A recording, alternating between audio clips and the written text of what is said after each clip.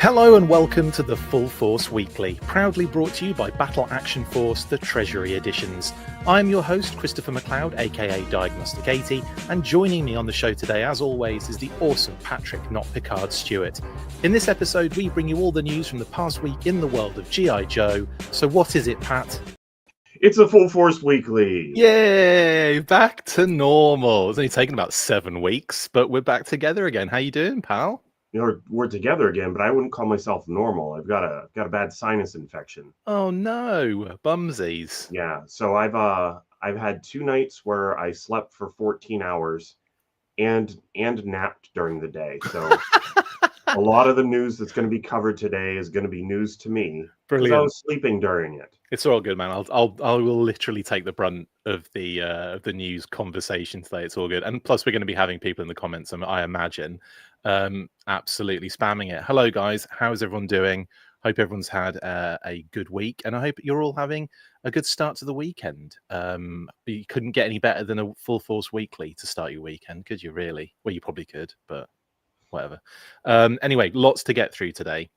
2 slideshows worth of crap to troll through.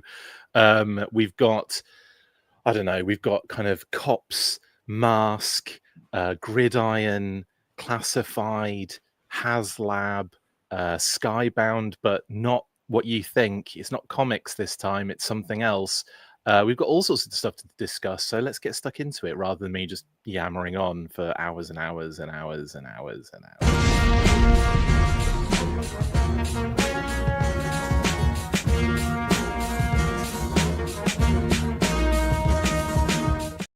Hours and hours and hours. Right, let's... Do you think I was doing that the whole time, Pat, or do you think I paused? I don't know. Maybe your timing, you were just making sure that it was right, and you did do it the whole time. It made it sound like I was doing it the whole time. I wasn't, full disclosure. We'll start this very weekly with some very cool news out of Big Bad Workshop, aka BBTS's little toy creation line. And they're making Cops and Crooks. Well, we've known about this for a while. You know, everyone's known about this for a while. It's not been a secret. But all of a sudden, Bulletproof comes out and looks amazing. Inspector Bulletproof, I should say. Thoughts, mate? What do you? First of all, what was this a surprise, or were you kind of like, you know, oh, I've been expecting this? No, I definitely was not expecting this. I mean, there's other Cops stuff in the market right now, right? Yeah, I think like I want to say Fresh Monkey Fiction. I'm sure they were going to do some sort of Cops situation. And then I think that may have some sort of correlation or connection to Big Bad Workshop in some way, shape, or I'm not sure of the details, honestly. But yeah, it wasn't my understanding that this was going to be a Big Bad Workshop situation. Okay, I thought Fresh Monkey Fiction and Big Bad had kind of formed Big Bad Workshop. You see, this is the details I'm not fully versed on, but that's probably what the situation is in that case, because they had revealed ages ago a Bulletproof kind of figure, but I don't know if it was supposed to be 4 or 6 inch at that point. I don't know if that was ever said at any stage, but yeah, it's going to be 6. It's a 1/12 scale figure. So here we are. What were your thoughts on the actual figure itself, pal? I think it looks good. You know, 6 inch isn't quite what I buy, to be honest, but you know, there's the original figure was already a larger figure. Yeah, it was, you know, big, the scale of those was bigger. So I'm really kind of curious to see what would happen whenever they get to the characters that aren't as humanly, well, I guess the other ones are humanly proportioned. I don't know. They were kind of cartoonish. Big Boss is kind of cartoonish. There's a lot of different shapes and sizes in this particular character. There are. Huge amount, and it's a huge disparity, isn't it? You've got like Dr. Bad Vibes, who's a little scrawny, like tiny dude, and then you've got Big Boss, who's absolutely massive. You've got, I would say, you know, there's probably a lot of figures that are going to be around this sort of size and scale, like Bulletproof, and then, you know, like Long Arm and Bowser and Blitz and all those guys. Mace is a little bit stockier and shorter, but I don't know if they'll go to that like length of you know, the heights and everything. But there's a lot of cool stuff in this line to really get some amazing figures out of. I'm kind of I really like the fact they went with soft goods on the jacket. I think it looks kind of cool, especially actually on the figure itself.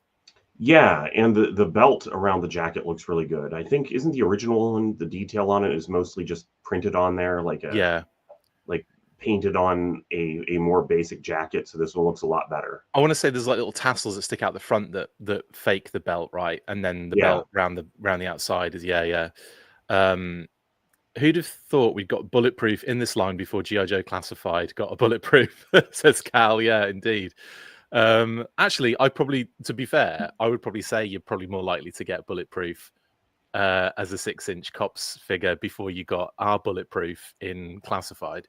But there you go. Amazing stuff. And then, of course, obviously the promo images, which were great, and the little video popped up as well, showing this beauty off. And I don't think I can say what I was about to say, so I'm not going to say it just in case. But I may have dropped in a little hint in what I just said as well. For those that know, you know, Pat's really confused now, and that's totally fine. I'll explain afterwards, mate.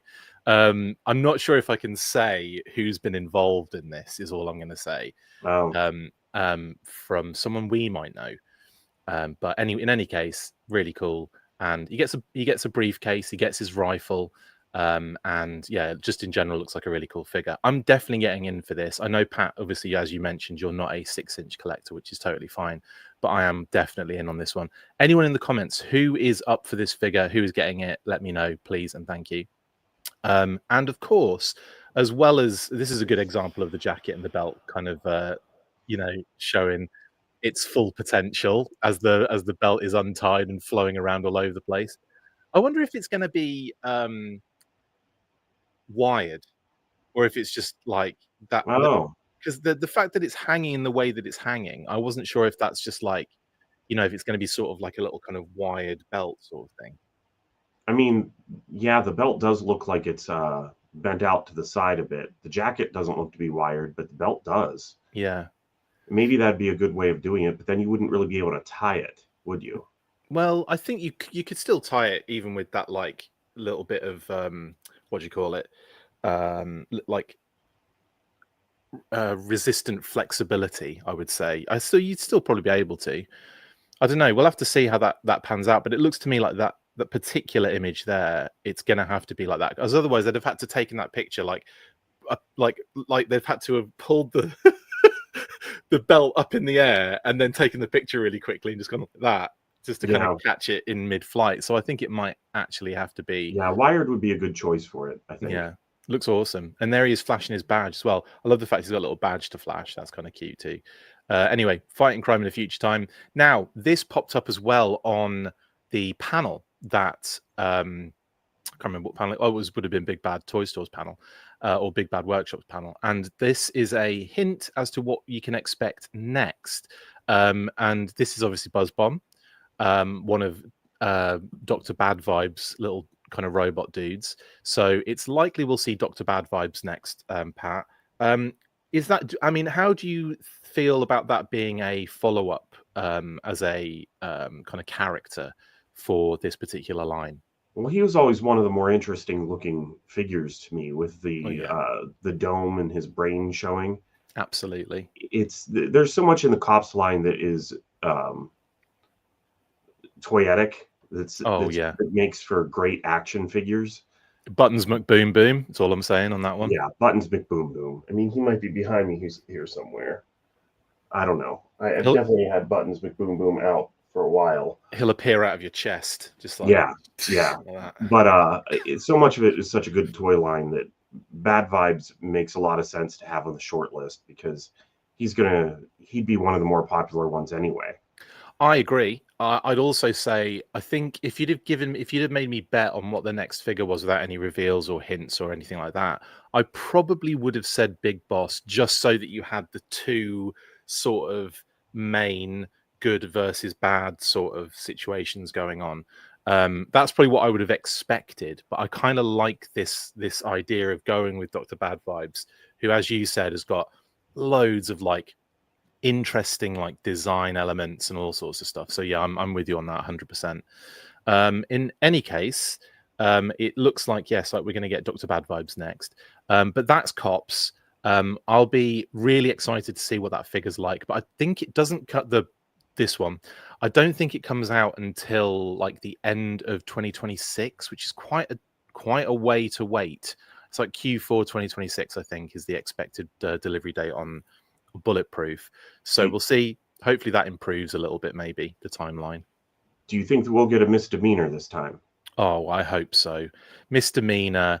I want Nightshade. I want Mirage. I want Bowser and Blitz. I want Sundown. I want all of them, man. I want this. I want Long Arm, Highway, friggin' Berserko, Turbo Two-Tone. All of them.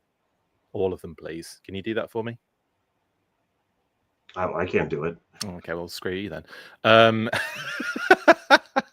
Next up, we're staying with the sort of semi-connected brands to G.I. Joe, because there is a connection with Cops and G.I. Joe, obviously a very clear connection, if not just in the fact that they were O-ring figures produced by Hasbro with the similar kind of production team working on it, but also the fact that there's a lot of names crossover. The main thing though being that file card that has what is it Checkpoint, that has the bio for Beachhead basically as his great grandfather or something along those lines. So there is that like very strong connection with Cops, so that's why I'm doing it and that's why I'm adding it here. In any case, next up is another connected, but much more a clearer connection in this brand with G.I. Joe, but we'll have to wait and see what it is when I do this.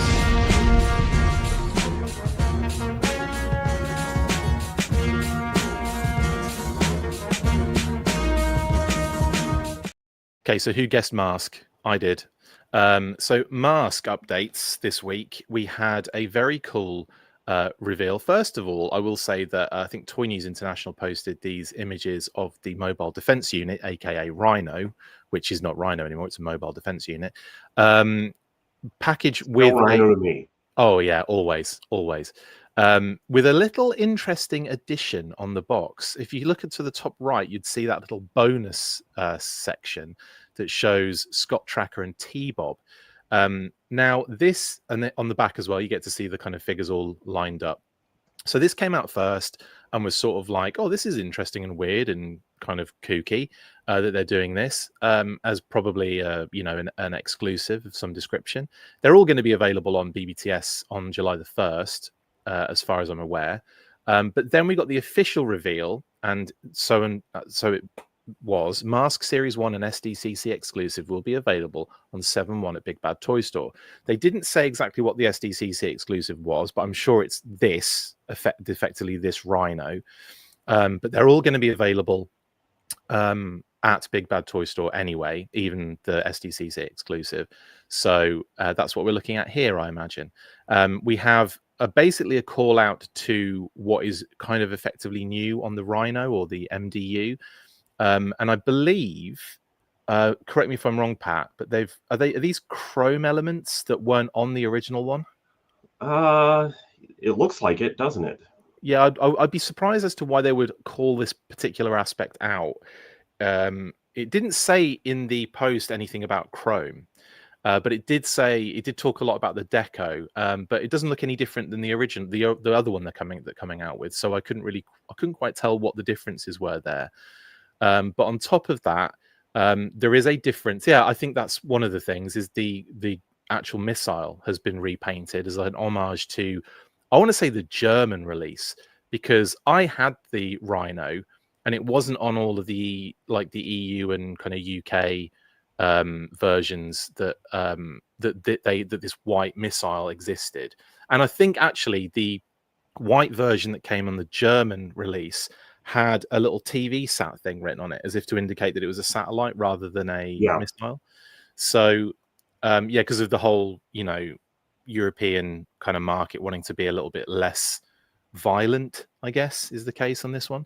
But yeah, like I said, I had the Rhino and it had a black missile, and yeah, there was no. That'd have been really cool if it was white with TV set on it. That'd be well cool. But that is a little homage, I believe, to that particular release, and that is going to feature in this particular MDU SDCC exclusive that is also available on BBTS. Confused, Pat? I am. No, not at all. Okay, good. It's just me. As well, obviously, as those little elements, we also get T-Bob and Scott Tracker. Happy to see these in the line at this early stage. I am, but I'm surprised to see T-Bob with wheels and not some sort of interchangeable something so that he has legs. It makes me think that maybe this is their reissue of T-Bob, but hopefully a cartoon T-Bob may be coming later. That's my hope. I was thinking that as well. I thought maybe this might just be one of those little fun things they throw in there, and then later on we get T-Bob, a different version of T-Bob, like exactly like a different, not the wheels, basically just his little funky legs, or something. Maybe we're not seeing all of the details here. I just want to go back to the actual. No, it's pretty much. It does look like T-Bob is just T-Bob as is, with the wheels on the box as well. But yeah, I definitely agree with you on that one. I think there should be at least another release of T-Bob that kind of gives him a little bit more of an update. But Scott looks good. I've got to say, Scott looks really good for the figure. I know it's a render and everything, but yeah, not bad at all. And there you go. If you want Scott and T-Bob, you can at least get some version of them in this MDU SDCC exclusive that's also available on BBTS on July the 1st. There you go. And is that everything for M.A.S.K? I think it is. What do you guys think in the chat? Are you excited for the M.A.S.K line? Are you getting in on this one? Are you getting T-Bob and Scott version of the MDU?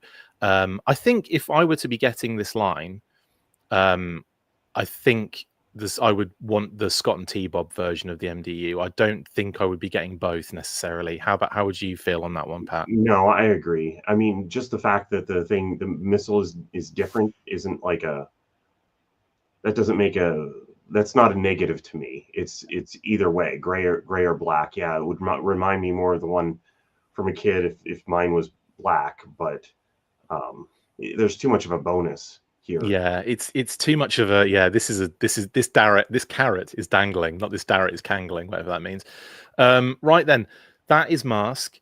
I am going to move on to the next news item, which I believe is Gridiron related. Am I correct, Pat? I can't remember. It sure is. Oh, that's good then. Let's do it.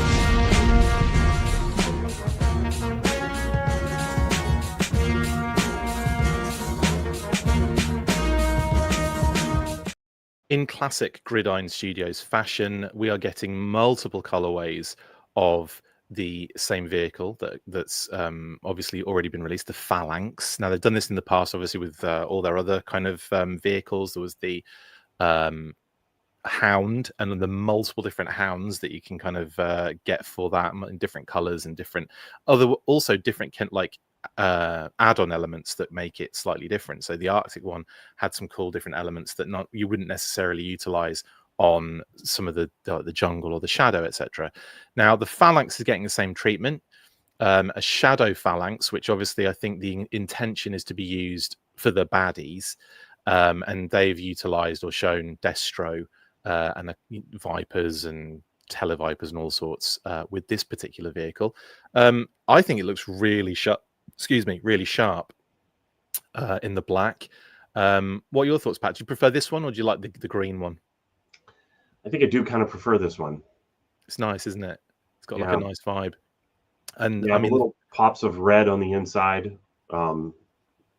really help it. And on the outside. Yes. Like little touches of red everywhere. It's nice. Yeah, it looks really cool, doesn't it? I would definitely be in for this if it wasn't like, massive and also hugely cost prohibitive. Again, I understand this is how much these things cost to make, but not everyone can just pick these up left, right, and center. I mean, if it was up to me, I'd have an entire motor pool of like Hounds and Phalanxes. It would be freaking amazing. But I think space is such an issue, and I think it's definitely caught up to a lot of people that collect these larger scale kind of toys and vehicles. At what point, Pat, did space become an issue for you, and what did you do to actually kind of, I don't know, like deal with it? Well, in stages, like originally I lived in an apartment, and it's like, well, life kind of led me in other directions, and I ended up with a different apartment. And then eventually I've gotten a house, and yeah, I've managed to fill it pretty well, pretty fast. I'm not surprised. And that's what has me looking at like the GI Joe classified packaging and going, man, multiple tubs of packaged figures could be just one bag of figures if I would just get rid of those packages. Right. That's a good, yeah. Packaging is one thing to look at. And that's also not just true of GI Joe. Transformers, I already condensed down some of that and got rid of some Transformers boxes. Yeah. I haven't done that with GI Joe yet, but it's crossed my mind. Yeah. It's definitely one of those things I think every collector at some point has to really deal with, and has to kind of make like that decision of, all right, how do I deal with this? Do I stop collecting certain things? Do I aim for more space? Do I shift some of the older stuff? And I think we've all found that point at some stage, or you've just got to the point where you've now filled every cubic capacity of space in your living house, and you have to sleep on like a flag or something. Like that's definitely something that I could see being an issue for everybody in this particular space. Now, also someone has just mentioned a really good point here. This could actually be used, Jamie Lynn says, this colorway could work for Night Force as well. And it could. It doesn't have to be the baddies. You can definitely throw a couple of Night Force deco decals on there, and you've got a really cool vehicle for Night Force. So that's a great point, actually. And that has annoyingly made me want it more, so that I can put all my Night Force figures as the display for my Night Force. So thanks, Jamie Lynn, for again, completely ignoring the point I was trying to make about space and trying to get a conversation going about that. And now that has just made me really want that. So damn it.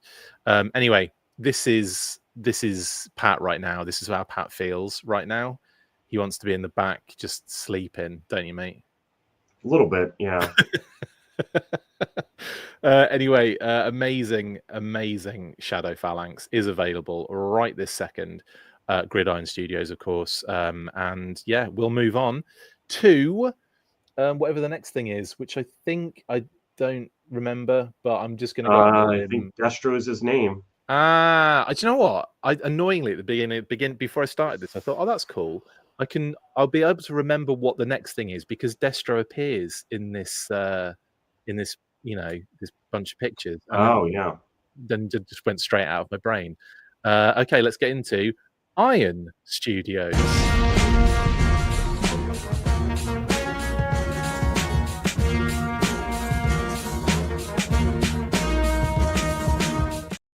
Iron Studios shouldn't have been more of a giveaway. Like, we've gone from Gridiron Studios to Iron Studios, just removing a bit of word. It's not the first time, I don't think. No, not at all.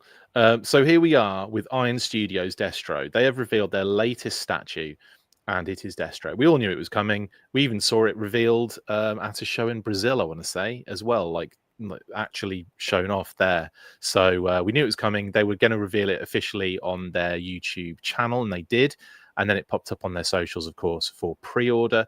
Again, links in are all over the place on our socials. So if you want to check this out, you absolutely can. Iron Studios, like Iron Studios, we talked about this in the past, Pat. The focus on this one, though, I would say, is how do you think they did with the actual statue itself? Oh, the sculpt looks great. Yeah, it's definitely classified style Destro. Oh, 100%. Yeah, they are definitely utilizing that materials folder, aren't they? In terms of reference. Absolutely. I was just I can't remember how much they are. They're quite expensive, these ones. But I couldn't recall exactly how much. So I'm just quickly running over there to check it out. Oh, it's $200, $199.99, plus it says tariffs if applied. So there could be an extra cost there on top of it. So just heads up on that, guys. But these particular statues are very, very kind of detailed. The sculpts are very, very kind of, and the deco seems amazing as well. But yeah, I think it's cool. I think it's, it's another Destro statue. How many of those have we had? I genuinely think we should start a list of all the different statues and see who is winning in the statue character race. Do you think it's Snake Eyes still, or do you think Destro might be up there now? Destro's pretty high up, but Snake Eyes has to be winning. Yeah, you'd think Snake Eyes is leading the way. Timber might. Snake Eyes have a Timber. I was going to say Timber might also have a shout of being the second most used character. That's just because of coming with blooming Snake Eyes all the time. Kitty said. But anyway, this is a 1/10 scale or art scale, so it's this size. Hang on, it's that size. 8.4 inches in height, 4.5 width, and 4.9 inches depth. And it is about 1 pound or 450 grams. So it's not. It's a nice bit of weight, but it's not super heavy, really. I'm not imagining picking this up and going for weapon here. I think you could probably, I don't think it's going to be too heavy on that sense. Yeah, I'm wondering how this looks next to an actual classified Destro. So this is what 110 and classified 112. So it will be a little bit bigger, I want to say, obviously, because you're going down in scale and up in height. So what is it, 8.4 inches in height, but then you've got that little block at the bottom, which is probably the half an inch, maybe. So it's going to be an inch and a bit bigger than your classified figure, I would say. Possibly even, So that's I would say that would be, if you take that little block flooring thing out of the way, I would say would be about an inch and a bit bigger than Destro, our classified Destro.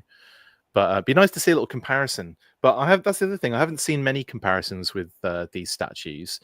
Have we even had one delivered yet? That's another good point. Because I don't know anyone who's collecting them, so I haven't seen them posted anywhere. But they could be. We've had Snake Eyes. Have we had Storm Shadow? We've had Snake Eyes, Storm Shadow, Baroness, Flint. They've all been revealed. I don't know if they've actually come in yet.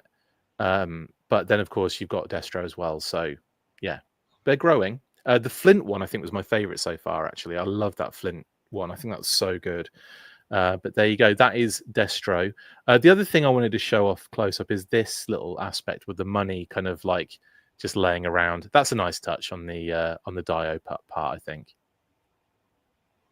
Yeah, it looks good. Yeah, it's nice. Anyway, that's Destro. That's Iron Studios. I'm sure we're going to see more reveals from them to come. I think we've run out of what they call silhouettes that they were kind of hinting at now. So we'll see how this goes, and then we might get some more later in the year. Have they actually revealed the Baroness one yet? I've actually completely brain farted. I can't remember. You started going down the list, and I just thought maybe I've just lost track of these. Maybe Baroness is one that hasn't been revealed yet, and that's one that we could see towards the end of the year. But then now I'm thinking, no, I'm pretty sure we've seen the Baroness. I'm pretty sure we have, or I've just talked about her silhouette reveal multiple times. But I can't see her anywhere on here. No, I don't see her when I do a Google search. I don't think that she's been shown. Cool. So it looks as though Baroness will be the last one of those particular reveals that they had to show off. And it has to be the Baroness, doesn't it? Because, I mean, look at the blooming thing. Not only was it the silhouette that looked exactly like the Baroness, but it had a cobra emblem next to it. So, yeah, pretty sure. Jamie says, Chris and Pat, do you guys get statues? I know Chris has a few diamond PVC ones. Yeah, but they were sent to me. So it was slightly different. I think neither of us are really statue guys. I'm not a statue collector, no. I have maybe a couple of them, especially from some of the old ones, the busts that came out many years ago. Yes, I have most of those, I think, because at that point I was collecting everything with the G.I. Joe logo on it. And I had the Snake Eyes hanging from the Cobra head, You know, do you remember that one? So there's like a Yeah. cobra, like that cobra kind of like castle, Destro's castle with a cobra head thing sticking out, and he's kind of like hanging from it. That one's really cool. And yeah, a couple of the busts. But ever since then, I just was never really into picking up the statues because they were, you know, it was an extra expense and it wasn't something that I was displaying really necessarily. And then Diamond sent me a bunch of the cool their ones, and they're great. Like, they're really awesome. I'm definitely going to display them as soon as I sort the space out down here. But yeah, it's not something that I go out of my way to collect. But you know, I can still look at it and go, that's really cool. And I do think that about that particular Destro. Right then, next up, Pat. I don't know what it is, so we're just gonna find out together. You know, I don't. And I put this together. So let's do it.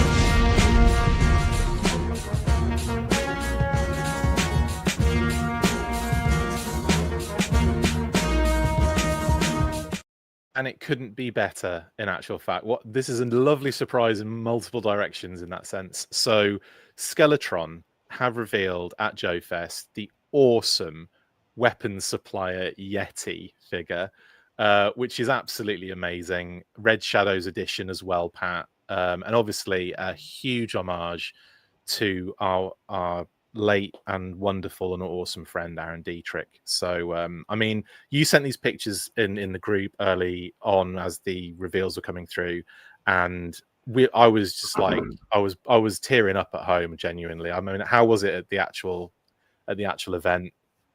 Well, there was an entire service for him at Joefest, which was really great. And a lot of people were there. So it was nice to see so many people show up for Aaron, and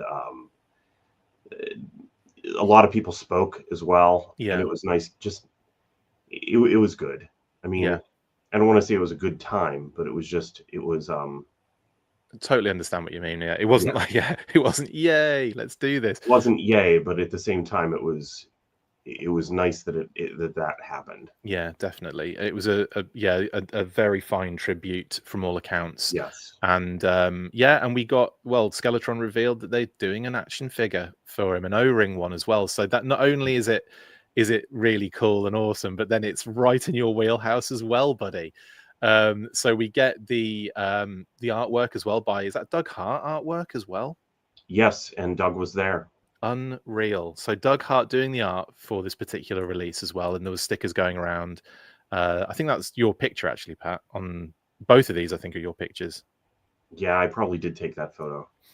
So this obviously shows the artwork, and then also comes with a little backpack too for the swords. I think slot in there, don't they? And it looks pretty dope. And we get to see another shot of that as well. The actual deco is incredible too. Like, I love the kind of translucent parts. I love the you know, the white, red, and kind of like that kind of tealy color. Now, Aaron was a huge fan of the Ninja Viper, and I wonder if that was tucked in there, that color for that particular aspect. I'm sure.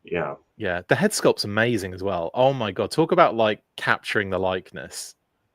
Yeah, the head sculpt is really good. And it's not like overly done so that it doesn't fit an O-ring figure. It's right. It's really, they really nailed it. It's what you'd expect to see, vintage style of someone's of a likeness, basically. Yeah.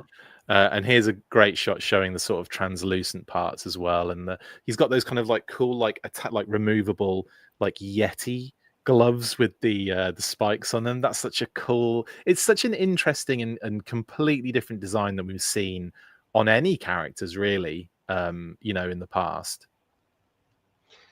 That's true. And this figure does have a lot going on. Like, the choice to make it translucent was, you know, a surprise. Yeah. But it works. It's a good looking figure. Yeah, you got translucent parts, you've got removable aspects, you've got loads of accessories, you've got a helmet which kind of looks like M.A.S.K itself, sort of got the Boris Bushkin vibes, hasn't it? Like, it's amazing. And here's the backpack from the rear as well, so you can see all the little details on there. You can see where the swords kind of slot into the the sheaths, and then you've got kind of ports on the back as well, Pat. I'm assuming can you connect stuff to those ports as well on the backpack, like the gloves maybe? I didn't ask, so I don't know. Okay. I don't think it glows in the dark, RKW. No, I think it's just translucent parts. Yeah, I think it's just translucent. It's also, this isn't the final figure. They actually mentioned that normally wouldn't show it this early because it's still a ways off. So we shouldn't be expecting this one to show up like this year or too soon. But they did want to show it along with that memorial service. It makes sense to do it when they did it. Yeah, absolutely. Yeah. And if they've got a model of it, then 100% it's worth it for sure. And yeah, everyone got those little stickers, which is really cool. Like they were given out at the event. I take it. Yeah. Yes. Yeah. Awesome. And then of course, here's another great close up of that wonderful head sculpt. It's so good. Like it's him 100%. But you're right. It's like it works in that sort of not overly sort of sculpted. He's just got a really kind of like, recognizable face and everything, and really good for this sort of like O-ring line. It's just brilliant. So good. Yeah. And then we have the helmet as well, which is really awesome. Again, to me, this has like serious Boris Bushkin vibes from M.A.S.K. Which is cool because people have said several times that Boris Bushkin looked like Aaron. Exactly. Yeah. I wonder if all of these things had anything to do with some of these decisions. It's kind of funny. But it's great that you can kind of have him, and not just in like a G.I. Joe or a Skeletron or a Red Shadows sort of vibe, but you can have him in like a M.A.S.K sort of setting as well, like with this kind of thing. Obviously it's not the same scale figures wise, and I kind of feel like do you think here's a question for you, do you think M.A.S.K O-ring should happen, and do you think the Super 7 should do it? Yes. I think M.A.S.K needs to happen more in general. Like, yeah, the people have been denied M.A.S.K for way too long. We got Matt Tracker and wanted more 4-inch, then we didn't get that. Yeah.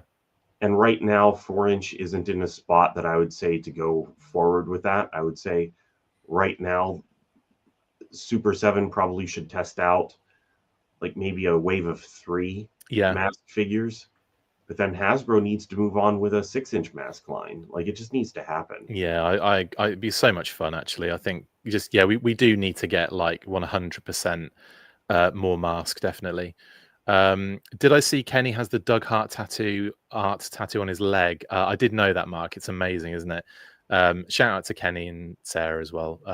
They were also at the event for obvious reasons. And shout out to Roma as well. So yeah, it again, amazing. Like, I'm so happy this is happening. Obviously, I'm not happy for the same reasons you were not happy that the event, obviously, Pat. But I'm so happy that this figure's happening. It's such a great tribute to such a great person as well. Mm-hmm. And yeah, like I couldn't think of a more fitting tribute, honestly. And massive shout out to Skeletron for just seem to be doing like lovely, awesome things all the time. Do you know what I mean? Like, just Ben and Mark and everyone at Skeletron, like, massive shout out to you guys. Like, amazing stuff. Right then, next up is that. Next up, we're looking at a G.I. Joe art print. Let's get into it.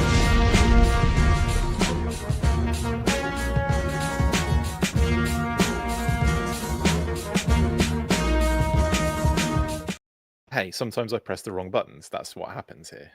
Anthony Petrie has teamed up with Bottleneck Gallery for a G.I. Joe movie print, which is already sold out. It went up for sale on the Bottleneck Gallery website on Wednesday. And yeah, it's already sold out. All 3 of the different prints that he'd done for the particular kind of event all sold out. We had a standard version, which is very cool indeed. Again, depicting all of the characters from the G.I. Joe, the movie.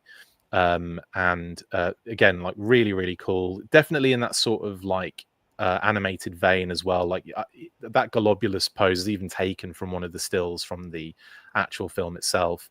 There's a lot of that. Cobra Commander as well. That's very much, a kind of like inspired by that particular scene that he's in. But yeah, really cool. And the Sarge as well, crossing his arms. What do you think of this, Pat, first, before I move on to the other versions? I think it's kind of cool to revisit the movie and to do a new poster. I Yeah. never really thought about it, but like the movie poster is a classic, but Yes. at the same time, it leaves out so many characters. Right. The And Action there's so much Force one, going on. the Action Force one even more. Like when they had to redo the logo, loads of stuff is kind of removed from that particular version of the. Oh, really? I would love an Action Force the movie poster though. Like, why have I not worked that out somehow? Well, was there a release of the poster? Not Like of the an poster, official but release? obviously the front of the the VHS tape. The VHS tape had the kind of artwork kind of Right. repurposed.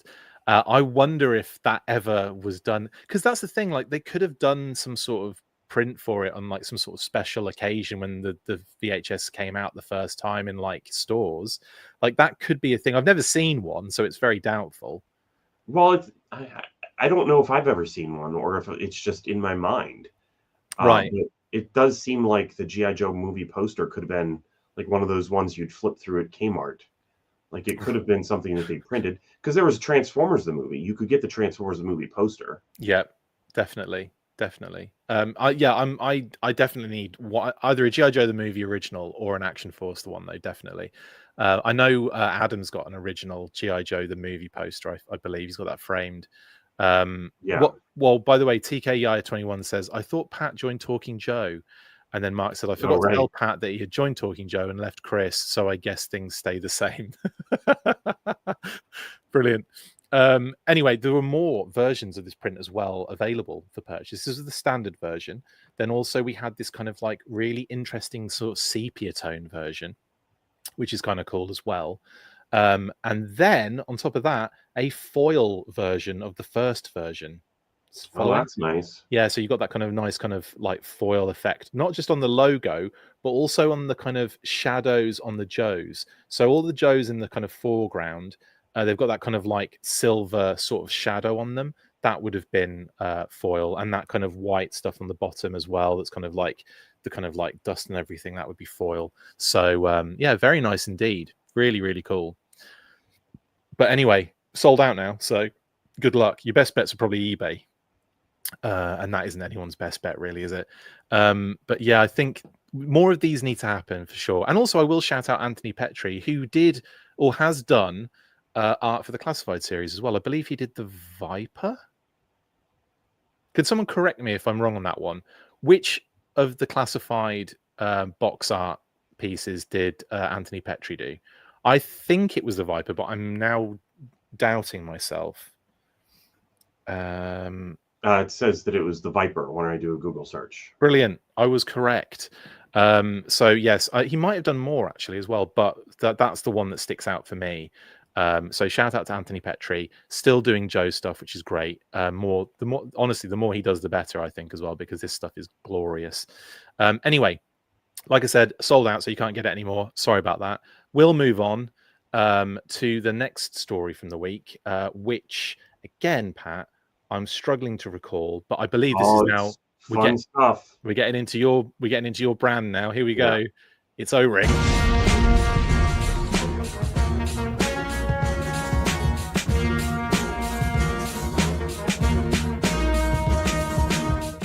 Super 7, I should say, and the Joefest kind of reveals. Now, Pat, I was obviously doing the weekly last week, so I did cover the actual reveals and the panel, not the panel, the booth and all that kind of stuff. So all those amazing pictures you sent through and we reposted and shared, that's already kind of been covered.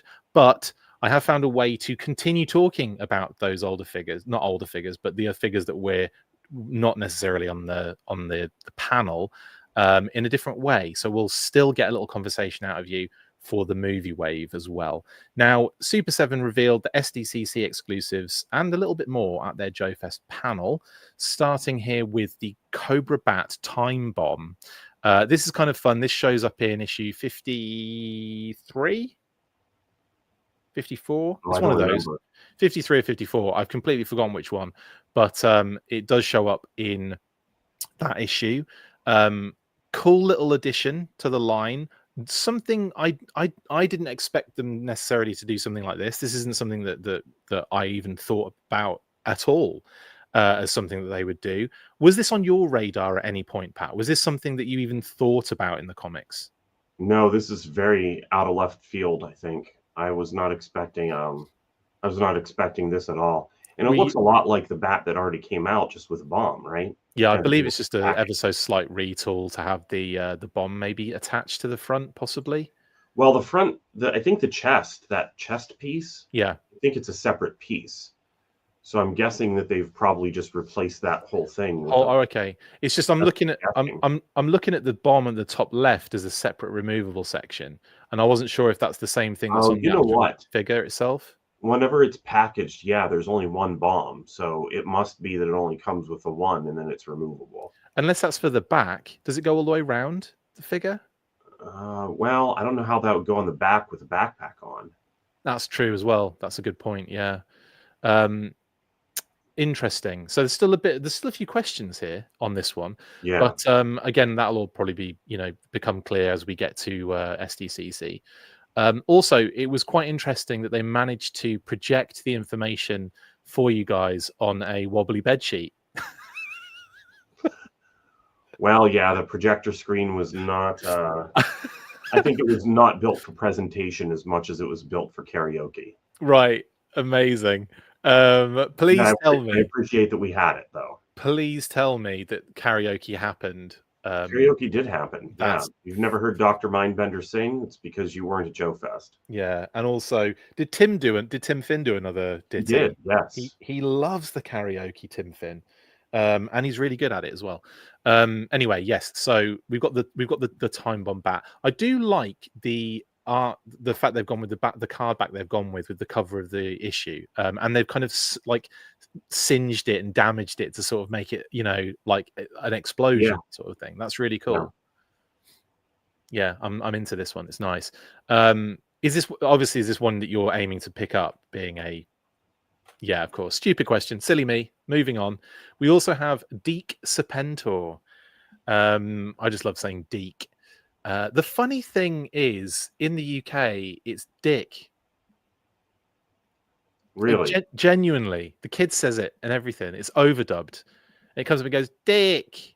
Like, genuine. That's the voice as well. It's like, Dick. That's not... In the United States, it's either nothing or the kid says Deke. Deke. Yeah, exactly. Deke. Yeah. Anyway, I just wanted to run that one by you one more time. This is a cool redeco of Serpentor, I think, and definitely one that you could kind of argue is either Deke or does he appear in the Order of Battle in this? Yes. Yeah. So Philip has pointed out to me many times. It is the Order of Battle colors were used for the Deke series. So yeah, it's both. Yeah. So are you like, is this one that you're happy that they're doing, or is it one that you do? Because I know you've always wanted that sort of like copper version instead from the commercials. Right.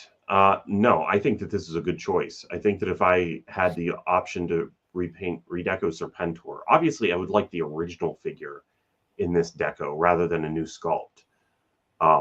But for sure, this deco is good. I'm going to be happy to have this. Yeah. I'd be interested to see that original Serpentor sort of customized. I'm sure it's been done at some point. It would only take like who knows? Yeah, because I'd like to see that one. Anyway, yeah, so Serpentor is also available at SDCC. So it's just those two figures, I believe. But then they also dropped what was upcoming. And actually, before I move on, they did mention to expect more Cold Slither figures. Yes. So I'm assuming Ripper. They actually had the Cold Slither logo up. I just didn't get a picture of that. No worries. No worries. So Ripper, Buzzer, and Torch, I'd expect them kind of trickled into the waves over the next couple of years, maybe. Maybe they didn't say anything more of how to expect that or when. Just to expect more Cold Slither, which is good. There was also something else that was mentioned that I saw someone comment on at the panel. Apparently, they talked about the next wave of Joe, and they said one white, one purple, and one something else. And I can't remember exactly what the comment says. Do you recall what was mentioned? I don't remember that being said at all. Okay, maybe it was some sort of conversation with Brian after the fact, or on the floor, or something. Yeah, I I may don't have to know. replay back. I forgot that I did record his panel.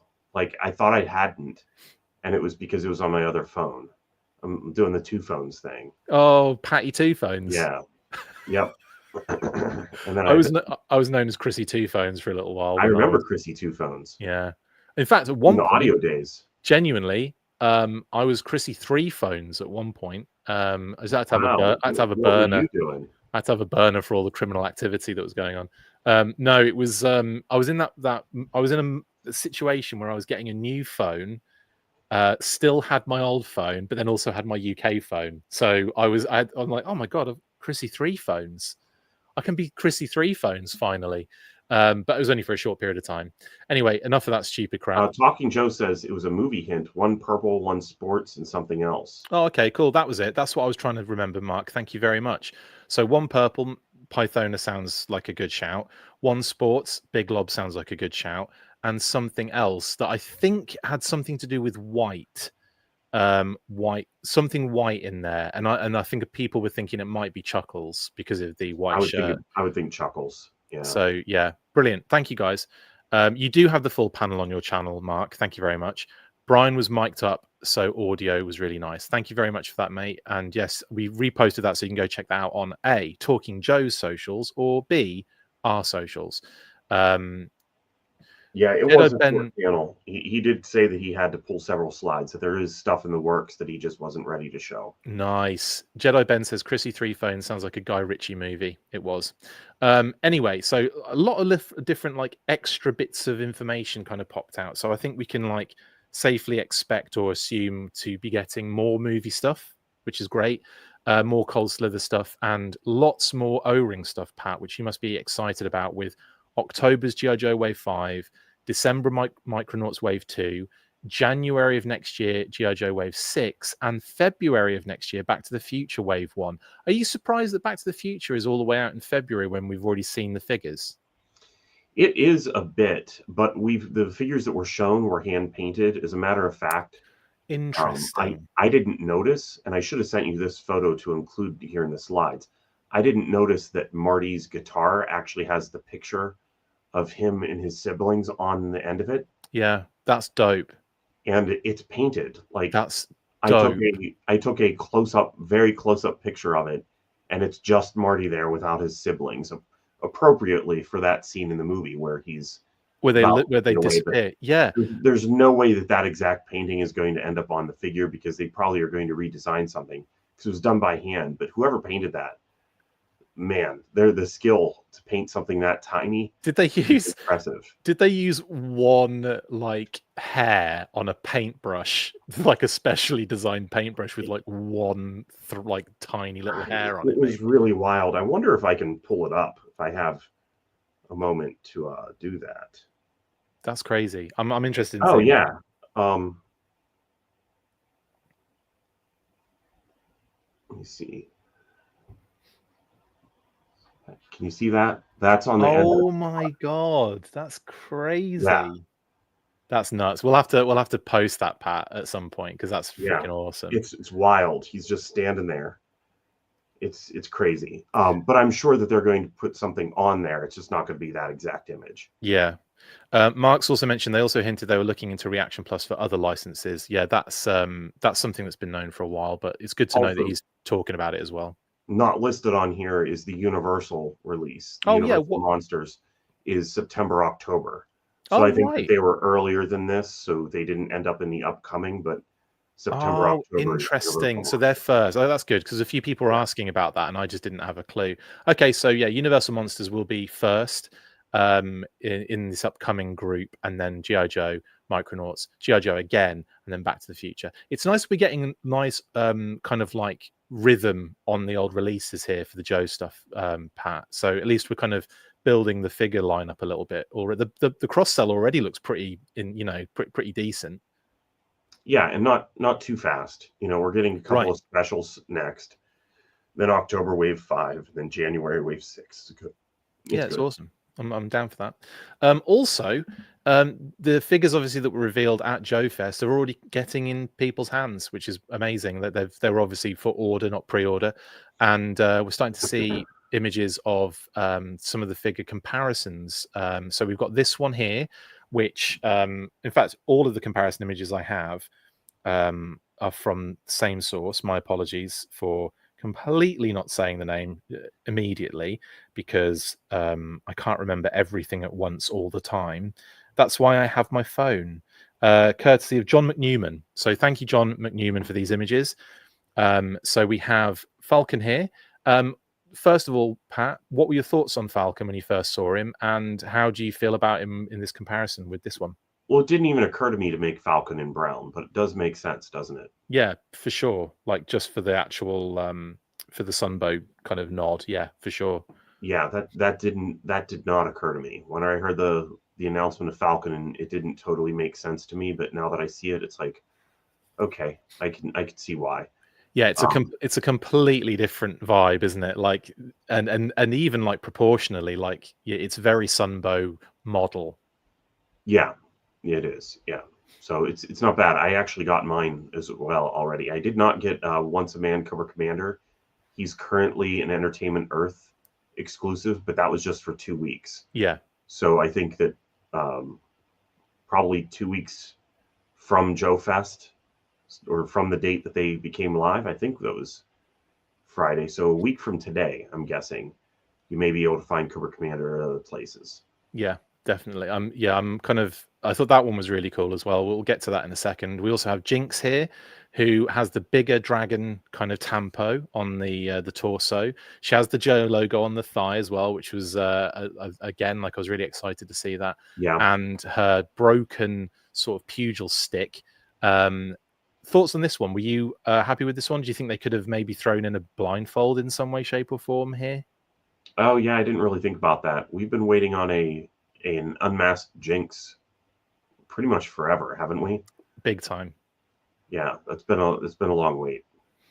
I would say I would have been cool to see them throw in not an alternate head, but some sort of blindfold, or maybe even if the head was blindfolded.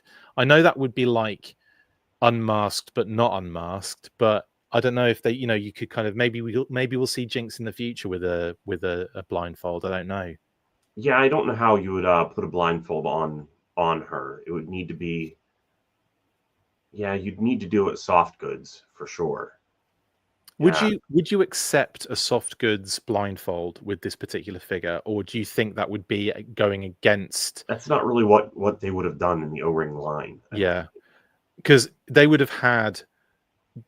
They did soft goods, but it was always like stuck into something, or like protruding from something, or yeah, it wouldn't have been like just a loose piece of material that went in there. I mean, a cape, you could argue, is a loose piece of material that goes on the arms.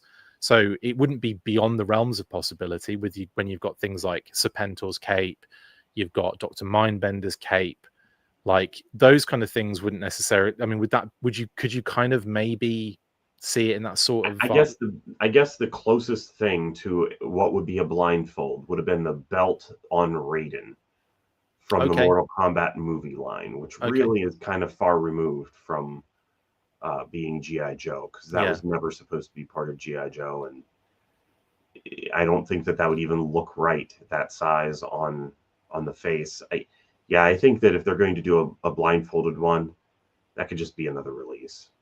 The other kind of option would be like a little rubber sort of thing that just went over the head and like went over the eye, kind of like a little rubber one piece with like, I mean that like a, not rubber, but like a softer PVC or something along those lines. I don't know, different durometer of plastic, kind of softer. But even then, I don't know how small or tight you could have it and still have it look like it was a vintage figure. To make it look right as well, it could look a little rough. It would end up looking like Tracker's visor or something. Right.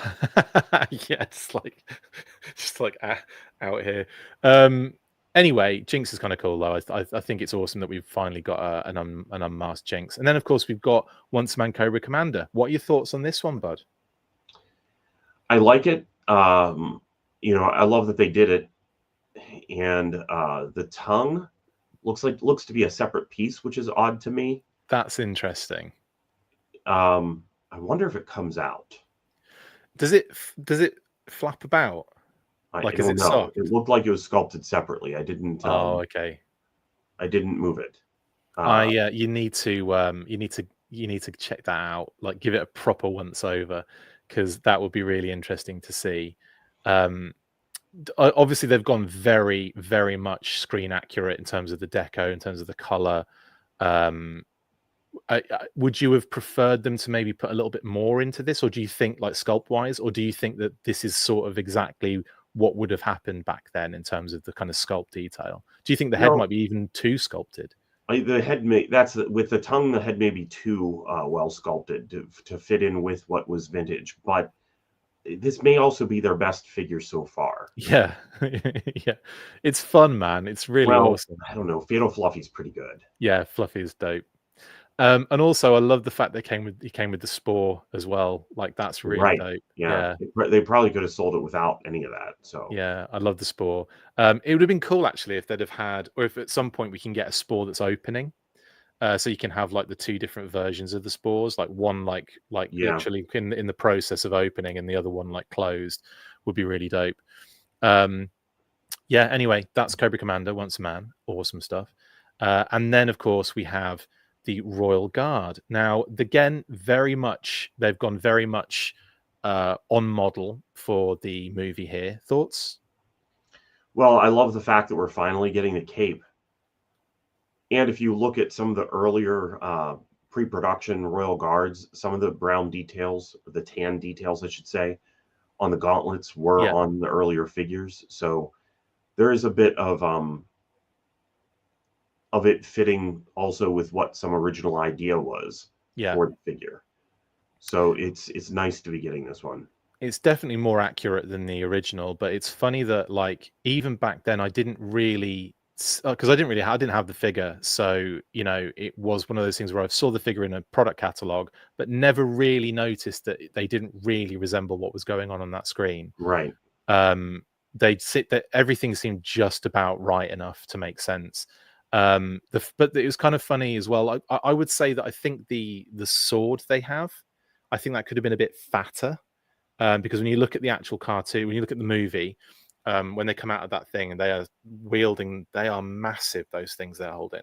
So, like, I think that could have just been a bit thicker in terms of the kind of width of the blade.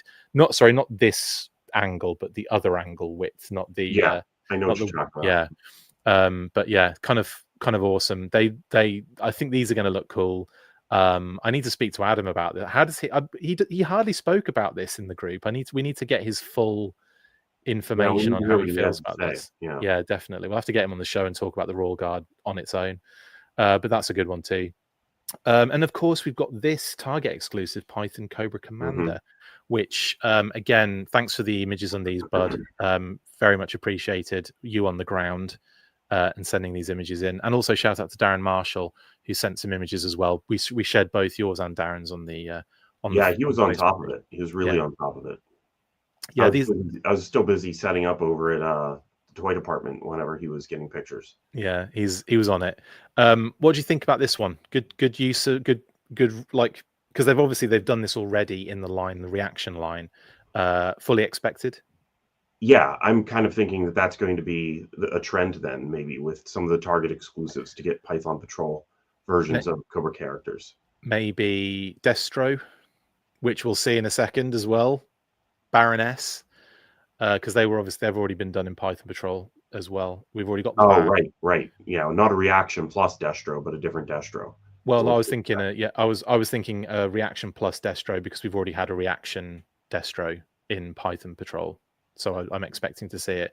We've got an Ultimates Python coming up to talk about, but I'm talking about Destro in Reaction Plus, possibly showing up as Python Patrol as an exclusive. Right, I'm sure he could, but we haven't had a Reaction Plus standard Destro yet, right? Oh, I see what you mean. That's a very good point. That's a very, very good point. What version of Destro? I mean, how do you? I suppose you could kind of do a Sunbow Destro where you do everything like you've done with Falcon, like they've done with those kind of characters. Because it's weird, isn't it? Like he didn't want to do figures that were already available, sort of thing. If that makes sense. Yeah, I think though that some of he doesn't want to do what was already available is just being represented by them being a different sculpt. Right. I think that's a good shout. Actually, I think that's a very good shout. Yeah, and I noticed this one still includes the Cobra Trooper gun. Yeah, because the art for it was labeled Cobra Command weapon, which was misinterpreted as Cobra Commander weapon. That's brilliant. That's lovely. Nice little touch there. Continuing the errors of the past. Always down for that. And then, of course, we have that's a Target exclusive, by the way, for everyone that wasn't aware. And then we have this was a low-key fave of mine because one, I loved the Ultimates Flint, and two, I love Tiger Force. So seeing the Ultimates take on what a Sunbow Tiger Force Flint would be is kind of fun. And I was really excited for this one, including the packaging, which again is a nice fun thing because it's like a tandem thing with the Python Destro. What are your thoughts on Flint, Bud? Well, weird. My thoughts are always weird. And my thoughts are, well, I guess if Tiger Force Recondo exists, Flint has to give him back his color scheme. Yeah. And so therefore maybe this becomes the new Flint Deco. Yeah. Those are my thoughts. Recondo, Lifeline, that they all like there's a lot that have this sort of like kind of this sort of like deco kind of usage, and Flint ain't one of them. Flint's got his own Tiger Force deco, which makes me laugh that they didn't do that, but I kind of see where they're going with it being like the cartoon and a what if sort of situation. So yeah, it's I'm cool with it, and I'm excited to get this one. We also have Destro in the Python getup. So I kind of feel like we're almost certainly going to have this in the O-ring at some point. But like you said, they're going to have to do a version of Destro first, aren't they? Yeah, but I would expect Destro to be coming pretty soon, honestly. Like it's the waves that we've gotten now have been nice, and we've gotten quite a few figures that didn't come out exist at all before now. Yeah. So I think that for the purpose of being at retail at Target, or do like a Destro, or not another Snake Eyes, but maybe like a Scarlet, or some of the that core character or the secondary core character. Yeah, definitely. One or the other. I just realized we've got so much to talk about still. It's crazy. We'll leave it there for Super 7. But yeah, lots of cool stuff coming down the pipe for Super 7. And shout out to Brian and all the guys at Super 7 for their appearance at Joefest as well. Very cool. So thanks very much, dude. We'll move on then quickly to the next one, which I think is whatever it is when I come back.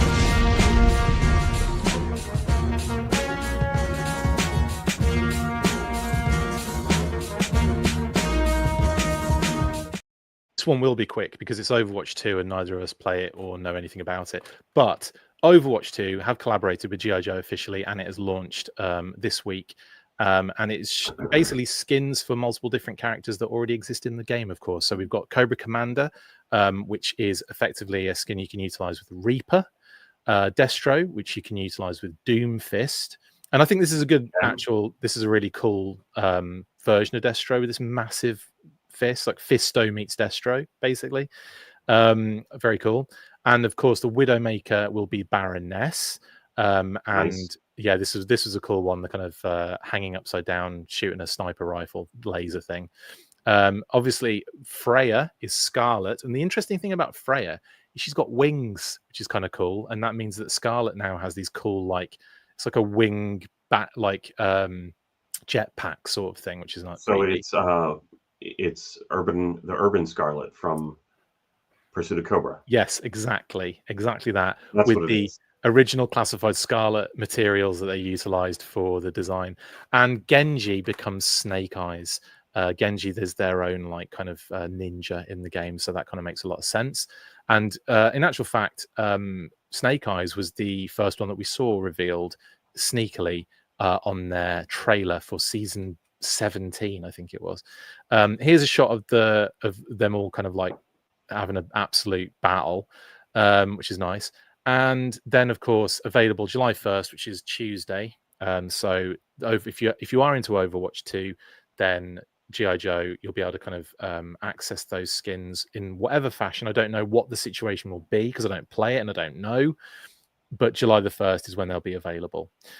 We also got an interview with Dion Rogers of Blizzard, the art director of Blizzard, by Rich of the Wizards of the Coast. Now, they talked a little bit about the designs and the game and all that kind of stuff. And again, they showed some key art, which was really nice. This is a really cool kind of piece of art for the kind of collaboration.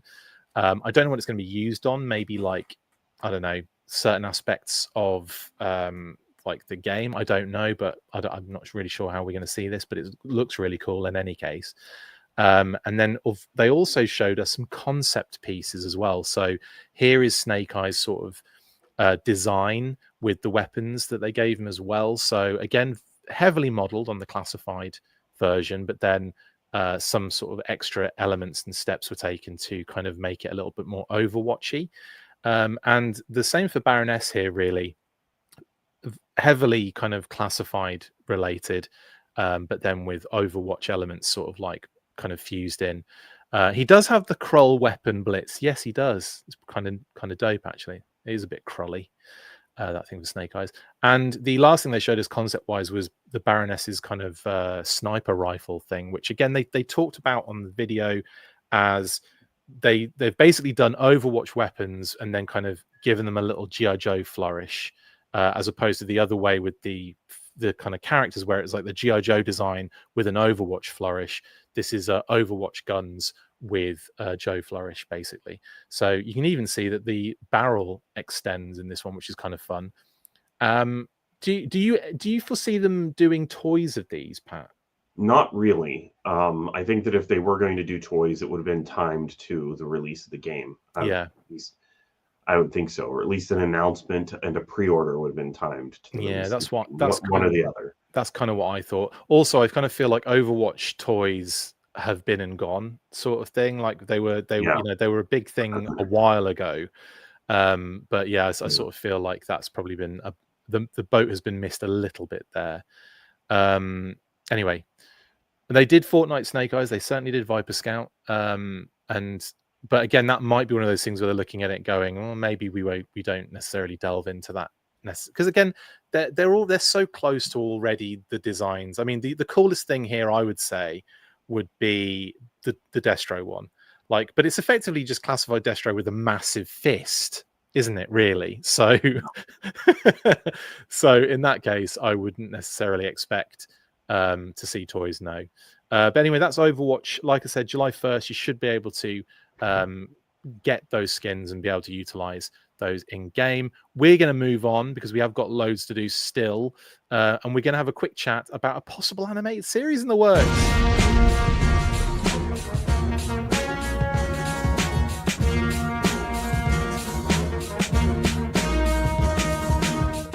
Yes, this one was an interesting one. So a rumor has kind of popped up, courtesy of Bleeding Cool, who said certain industry folks have corroborated this information that Skybound have sold a Transformers / G.I. Joe / Void Rivals animated series. Sold where is a good question, but it would effectively be focused on the Energon universe that's currently going on in the comics. Obviously G.I. Joe, Transformers, and Void Rivals. And Robert Kirkman has been the one to sell that.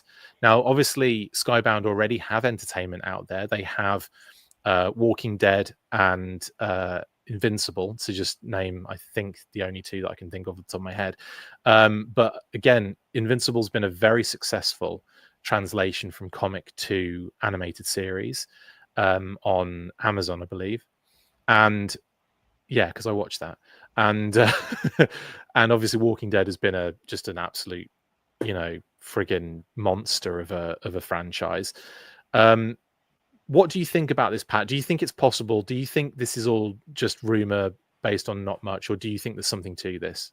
No, I would think that there's something to this. Skybound has been putting so much into this, like so much effort into this. It's definitely one of the biggest efforts we've seen put into Transformers and G.I. Joe, in my opinion, in a long time. Like trying to plan it out and doing a lot of pre-work on it too. It seemed like they were in development for a while, just trying to make sure that they had everything laid out for the future, so that they didn't just hit with a first issue and then just follow it up and go from there. I think that they had plans years into the future and probably thought to themselves, could we turn this comic book into something that could eventually be pitched as a cartoon, having had experience, doing that in the past. So yeah, this makes sense to me. I think that it probably is I'm expecting to find out that this one is true.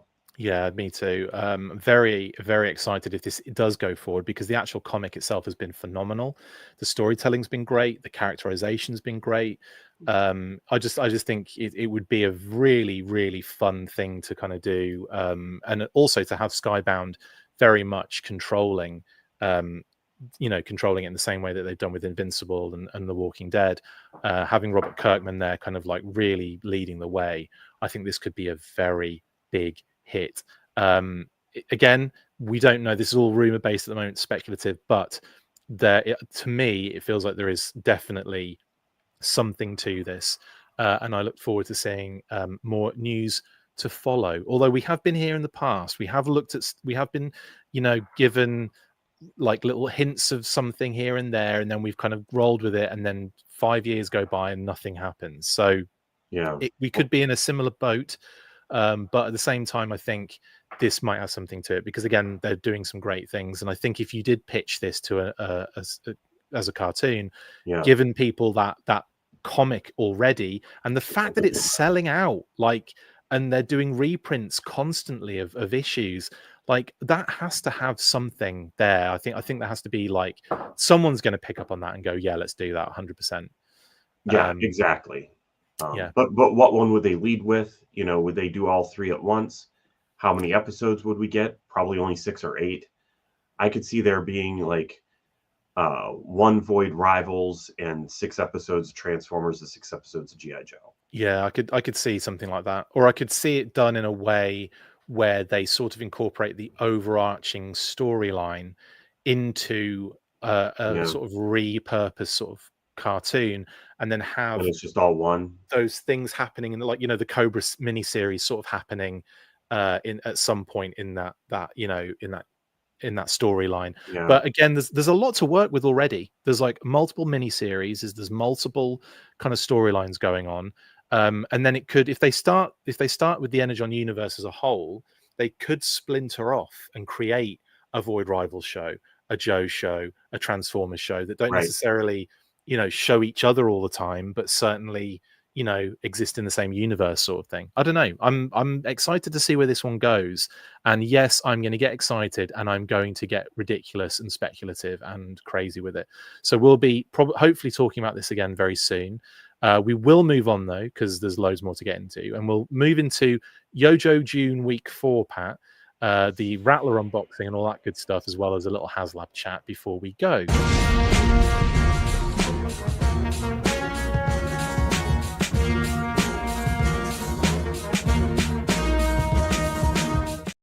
Yes, so Yojo June week 4 gave us a lot of bits and bobs, including a Rattler unboxing and a Haslab tease, which we'll talk about now, buddy. So first off, we get this amazing video of Lenny and Emily unboxing probably the biggest to this stage Haslab for G.I. Joe, and it is a big one.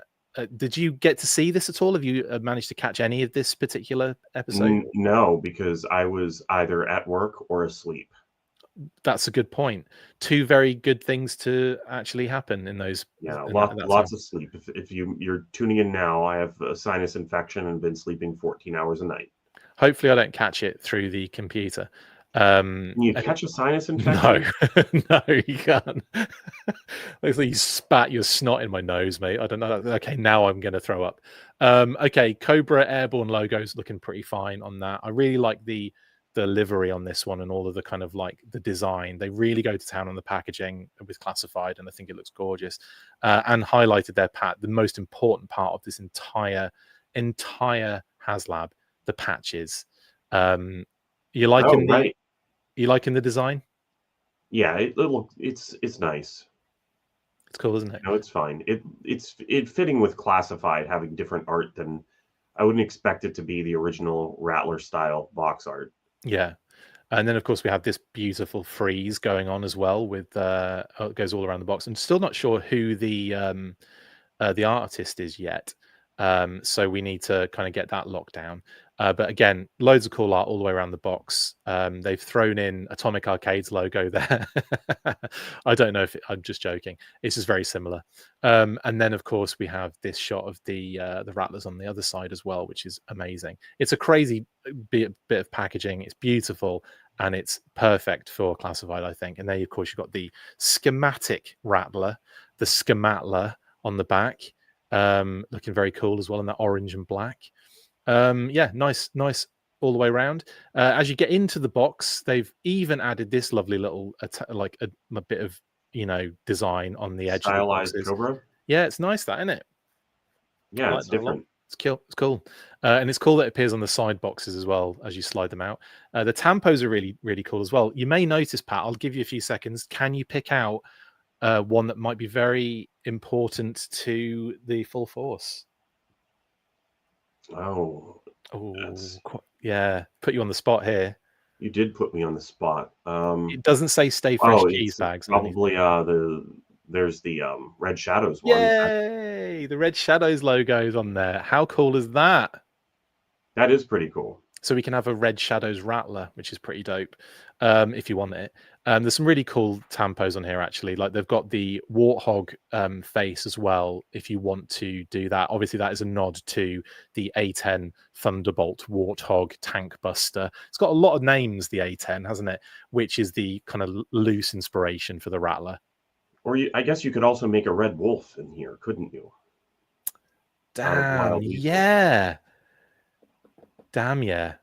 I would love that because obviously it's Wild Weasel, so it's already there. Yeah. I just have to, yeah, I wonder if you could just take one of those tampos and stick it on him somewhere. I'm gonna have to look at the figure now to see if there's like a spot to do that. I don't think Wild Weasel or Red Wolf has anything like that on him. I can't remember now. No, I think that Red Wolf, even though he's just a Wild Weasel figure, he still has just the Cobra logo on it. Yeah, for those that aren't sure what we're talking about, Red Wolf version 2. Yeah, there was a Red Wolf or a named Red Wolf version 2, which was effectively just Wild Weasel pilot figure in one of the later Robo Skull releases. That's all that was all about. So yeah, you're right though. That's a really great. I didn't even think about that because it completely didn't even dawn on me that Wild Weasel was effectively Red Wolf as well. So it makes sense now, even more so, to have Red Shadows livery on there. That's great. Also, we've got Cobra Commander riding a horse with a lance. That's pretty dope. And the Baroness riding a bomb, shooting a rifle, pin-up style, which is kind of fun as well. Very cool. Then, of course, we have the patches, which is the most important part of this entire thing. And they look great. Just kidding. That's sarcasm, by the way, for those that don't realize that and think I'm being serious. Then we have the art on the side of the actual figure boxes, which I think is gorgeous. I love this shot with the kind of like the how they all line up and everything. That's dope. I love that. Yeah, I love whenever they do the packages that line up on the side. That's a great thing that they should just keep on doing anytime they have a Haslab with multiple figures. Yeah, sure. They did it with the Dragonfly, didn't they, as well? And I'm not sure if there was anything necessarily for the Hiss tank that lined up. I don't remember. I can't remember now. But yeah, hopefully we do. And this is beautiful. This is so good. There's Wild Weasel. It doesn't look like there's a smooth part to put that tampo on there, but I'm gonna do something because that needs to happen. I'm gonna just be calling him Red Wolf from now on. He also gets 2 different face masks and helmets, both like broken ones, basically to homage the story in the Marvel comics with Ace when they're battling and they end up kind of running out of ammunition and just saluting each other with like all Great their. issue. It's brilliant, that, isn't it? Such a good issue. So Wild Weasel has a battle damaged mask and a regular one. The one on the right of that picture you're looking at there is the battle damaged one. It's like different deco, slightly dirtier deco, and it's got scratches on the side as well. And that goes along with this broken helmet. Sorry, I didn't get a better, clearer image of that. I don't know why, but that was just me being an idiot. But there is the Wild Weasel with his battle damaged helmet and mask on. Just out of interest, Pat, I'm not sure if you're getting the Rattler. I don't think you are. No. Which one would you go with if you were to get Wild Weasel? Would you have the battle damaged helmet on, or would you give him his regular helmet? The battle damage helmet is such a moment in time that I would just give him his regular one. Oh, okay, cool. No, just interesting. I was interested in what you would do display wise in that sense. How cool would it be? I'm just throwing this out there to you. Wild Weasel, battle damaged, and Ace, battle damaged, 2-pack O-ring. Yeah, that'd be cool. Yeah, to as a nod to that, especially if it was like an old comic pack, that'd be cool. That'd be neat, wouldn't it? This would be the thing that would make sense if you use the battle damaged panels on the side of the Rattler. Yeah, definitely. Oh, yeah, for sure. I think that is a great shout. If you're going to, I think personally, I'm just going to go default. I'm going to have Wild Weasel with his regular gear on. Probably won't go with the damaged panels, but I do want to see the lights effect on the damaged panels because they didn't actually show that on I the guess show. we would need a battle damaged canopy. Lone Dragon makes a good point. I guess he wouldn't be getting damaged inside the canopy without any damage to the canopy. You'd have to take the canopy off just to make it make sense. Unless he went into such a big spin that he got a good smack. Smacked it into the side. You could smudge the side of the canopy inside, can you? Yeah. Anyway, Baroness as well, again, looked absolutely phenomenal. I think a lot of people were saying they didn't like the fact she was black in the thing, but I think it's just dark blue, and I think it's just the studio lighting, guys. I believe she is actually just a dark blue.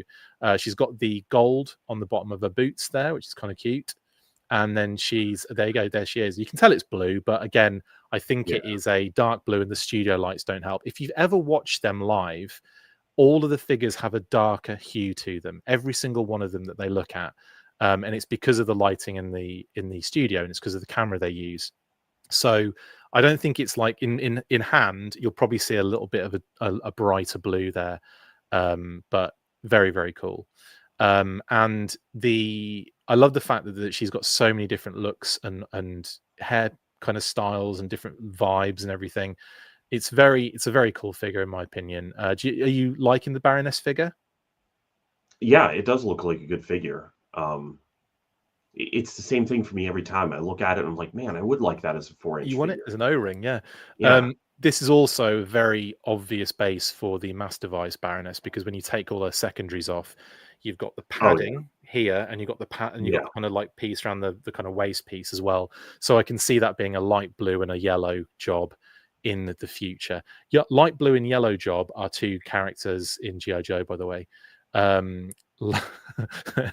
Light blue like Lightfoot, and yellow job like you know. Then we have the patch that the Baroness rocks. That's the one that she wears. So the fun thing with the patches, I'm going to keep pushing this, is that the real patches show up on the actual figures as well. So you've got like the little tampos. They each have their different patch relating to them, which is kind of cool. And there's Baroness again. And then we have the Gunner. Again, another cool figure. And I know what you're thinking, Pat. Can I just get an O-ring version of this? And you never know. Maybe that's something that they might end up doing in the Super 7 line in the future. Who knows? And here is the patch that shows up on the Gunner as well, which is kind of cool. And then I missed what this is, and I'm curious. What the patch? Oh no, that's okay. No, there's something in a second that I don't know what it is. Oh, okay. So here's the shot of the actual all geared up his Gunner. This is what you're talking about. Yeah.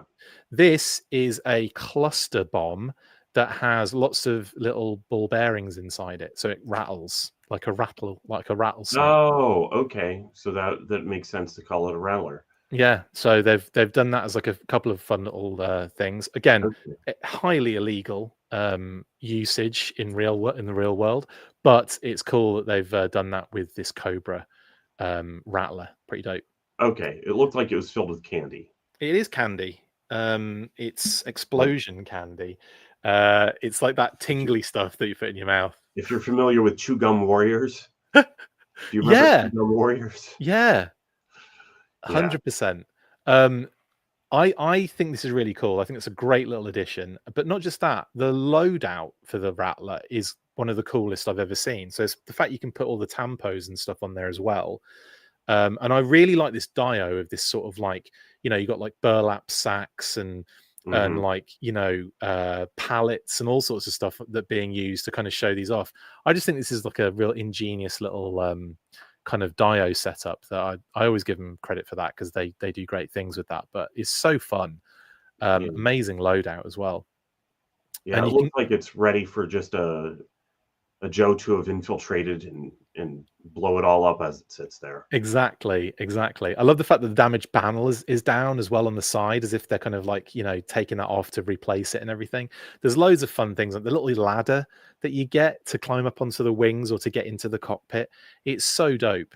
There's so many fun little features inside the turbines as well.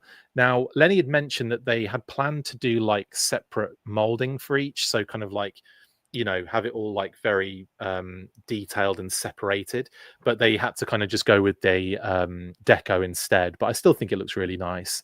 It does. Yeah. Yeah, it looks really cool. I like that a lot, the turbines and everything. We have just little shots here of the gunner emplacement section on the back, the canopy and how that works. So that little front piece disconnects and can come out. And so they said it was just really difficult getting the figures in with that piece still in the way. So they did a kind of split canopy thing where that one hinges at the back, but that piece at the front comes completely off, so you can get your figure in there, which is kind of cool as well. Here are the tilt options on the wings, which are activated by a button underneath. So you press the button and it allows the wings to tilt. It's not one of those ones you press the button and it automatically does it. You press the button to release a catch in order to move them. And the same can be said for the other way that they tilt up. Button underneath, the wing slips out a touch and then folds up like so. So lots of cool little features for the wings on there too.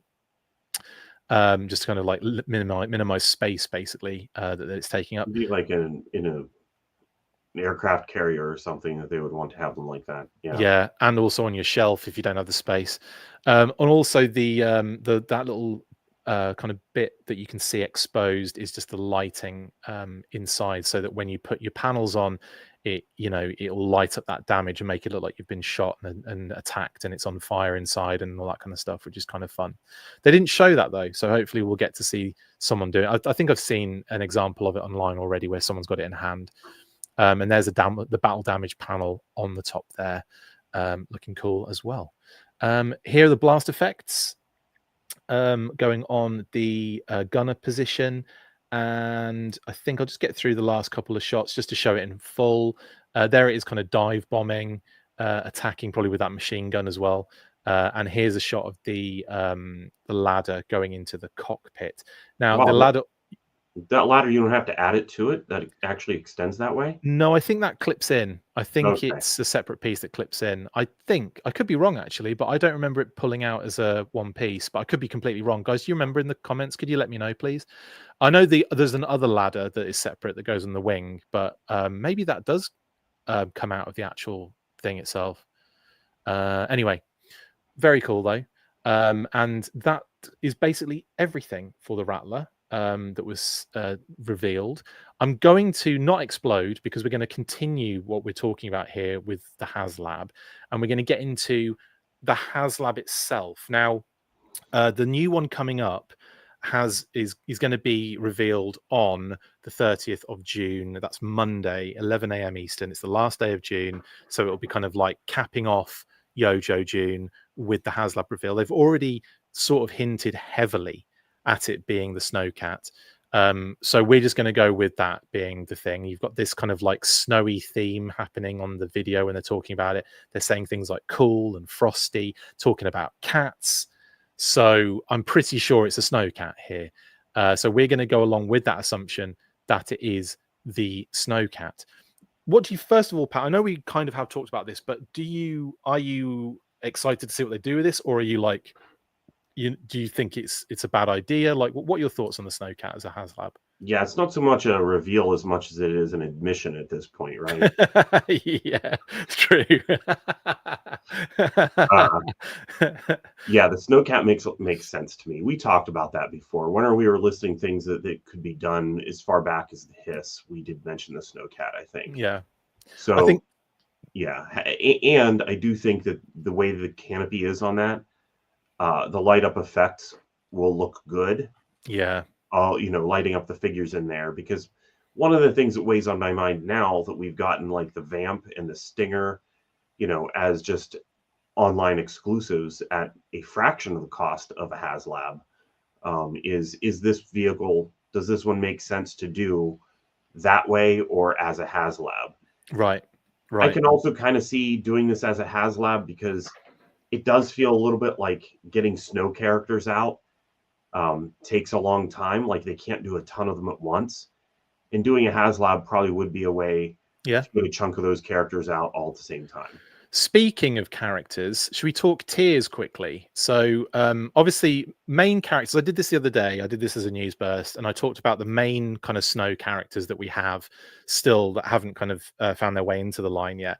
And I kind of looked at this as like, I don't expect any of these to be in the tiers because, Iceberg seems to be like, he's one that I think people want as a figure in Classified. Same with Blizzard, same with Tundra Stalker. And Tundra Stalker has to be like, he has to be a figure with vehicle with that kayak. Like he has to come with the kayak. Like I don't see any other way of doing that. And of course, I do feel similarly about Sub-Zero and Bushido. The only two I would say out of this list that I could even see as a possibility showing up in the tiers would be Avalanche and Snowstorm. Would you agree with that, or do you think that even those two? Sub-Zero being in there, to be honest, I could see Sub-Zero being. Like I said, they've got to get some of these snow characters out, and I don't think Bushido, because Bushido could just come out as a Ninja Force character. Yeah, exactly. Force character. Yeah. And kind of fly under the radar, the fact that it's also a snow character. Yeah, definitely, for sure. I don't see putting in Battle Force 2000. I think Sub-Zero's a chance though. Yeah, that's interesting you say Sub-Zero. I would say Sub-Zero's still up there with like your Blizzards and your Icebergs for me, as a kind of like mainstay sort of like winter kind of character. And the fact that he's got that Deke background as well kind of pushes him a little bit for me, like possibly retail related. But I get what you're saying, and I could see that being, a possibility. I could also see them doing that. We'll look at this now. Sub-Zero in his mail away deco in like a sort of pre-paint sort of scenario, and also making it, someone even mentioned this the other day when I was talking about it, you could do that Sub-Zero in that deco and have it as a Night Force character, so it could be Night Force Sub-Zero but in like a different deco, which I think would be kind of fun. But do any of these stand out as possibilities? Because maybe not Frostbite, because obviously Frostbite is already going to be the driver of this thing. I think that's pretty safe to say. So Iceberg would make sense. I think version 2 would be easy for them to do, but that might be too boring. Is DJ too far out there? As far as a snow guy, okay. I'm still putting him in there as a possibility. The other thing is that somewhere in here we probably are seeing our supplemental figures. Oh, that's a good point. Yeah, supplemental figures. Yes, absolutely. Like, once the thing funds, because it's going to fund. What ones from these picks could end up being as a part of a team later, or they'll just make up something. Right.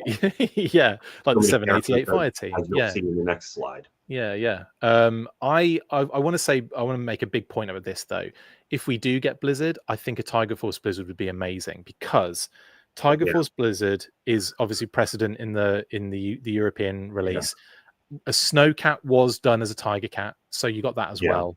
And I think it would be a real fun one to do. And on top of that dock, I think like the kind of like the Arctic Rescue sort of dock would be so cool to do, especially considering we've got dock in the main line. I don't think too many people would be concerned about getting, having this particular dock behind a Haslab. I think that'd be a cool one to do, honestly. In any case, that's an other versions option there, right there for you guys. Then we get into movie and comic, which I think is a possibility. I think we could see either, one of the main characters in like a winter jacket sort of scenario. I think Jay for me would be kind of cool like that. Scarlet as well, considering the female figures. They often throw a female figure in the tier list as well. So I think one of those two could possibly be in there. Would you be up for that as like a kind of movie homage? Yeah, I think anything from G.I. Joe the movie is probably on the short list as far as they're concerned, because you see what they have done with Baroness there, preparing her for a mass device release.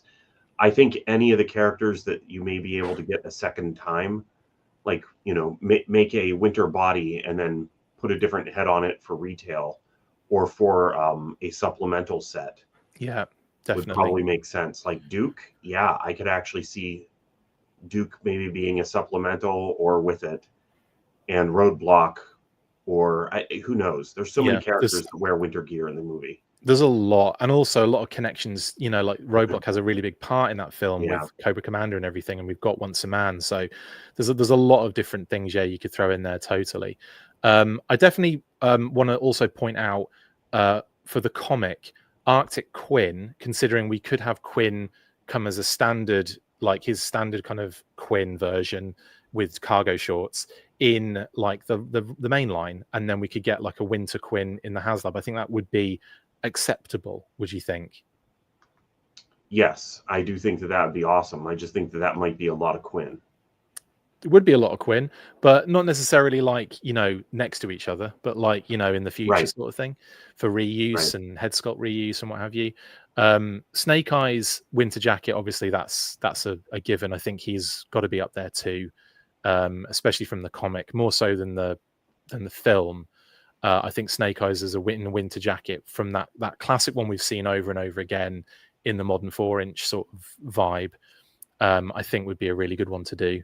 And of course, Hit and Run from the Special Missions when he came out in blooming white and blue and shocked everybody, mainly me. And we've never got hit. We've had loads of hit and runs, mate.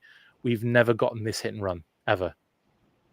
Yeah, this one wasn't even on my radar.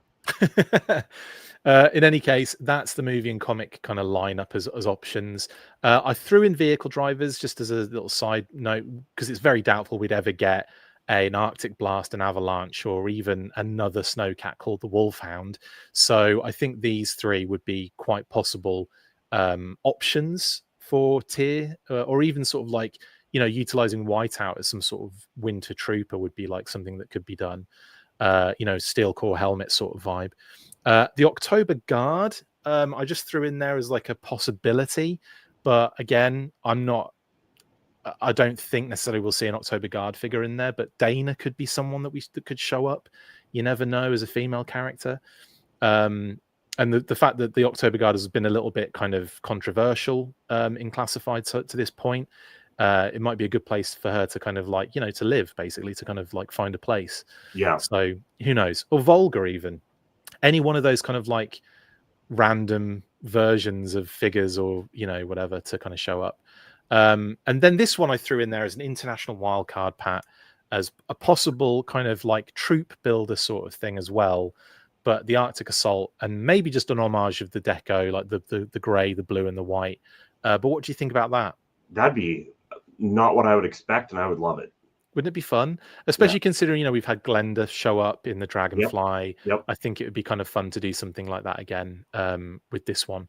Or maybe they're avoiding that completely. I don't know. Maybe that since the Glenda outcry from last time, maybe they're avoiding those sort of international homages in Haslabs. Thank you for the super chat, Bri. Appreciate it. They should include an Arctic quick kick. Finally get that man a coat and boots. I agree. That's a really. I mean, he shows up in there in the movie in the winter coat, so he's an option for sure. And then you could throw in Bazooka, Alpine, even Dusty rocks some winter gear in the movie. So yeah, absolutely. Thank you, Bri. We really appreciate that. Anyway, that was my kind of like options and shouts for possible tiers. But what do you think, Pat? Any ones stand out to you in those before we move on? No, and I'm going to need to move on pretty soon myself. No problem. Let's get. We'll do this. We'll do the shout outs. Let's go.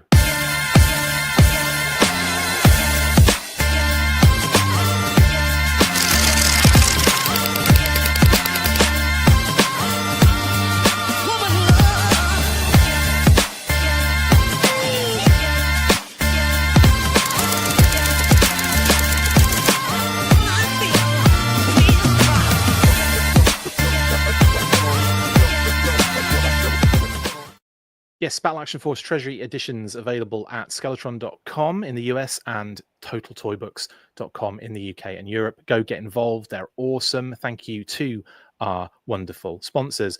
Shout out to, that's you, Pat. Philip and Articulated Points. I did stream some of the, I didn't stream them, but we posted some of the panels from Joefest if you missed them. Yeah, go check them out. They're awesome. And also shout out to Phil and Articulate Points. Go sub to the channel. Do it now. Also shout out to Codename Iowa for Assembly Required happening on the 14th and 15th of November. They posted a few things. Now the Choose Your Squad polls are still open. You can find that on their socials and ours. At the moment, Beachhead is leading with 34.5%, Mainframe 38%, Wetsuit 22.5%, Roadblock 28%, Snake Eyes 45%, and Recondo 42.5%. So that's the team currently that's going to attack a Cobra or assault on Cobra Island, and that is as of 2-3 days ago. So it may have changed even more since then. Also, while they were at Joefest, they revealed the big bads that are going to be dealing with this assault on their own island.